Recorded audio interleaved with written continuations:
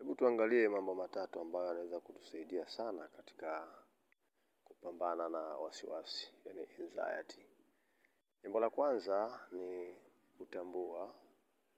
kutambua tatizo ambalo linatukabili bila ya kujihukumu na kujisikia vibaya. Lakini njia ya pili ni kuangalia pale tunapotaka kufikia, yani ile hali nzuri ambayo tunahitaji, bila ya kuwa tunapambana na hali ya mwanzo. Kwa sababu kupambana na hali ya mwanzo ni kupambana na mihemko, na kupambana na mihemko ni jambo ambalo kwamba hatuwezi kushinda.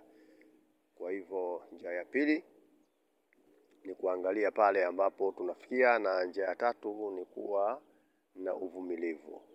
Asante sana.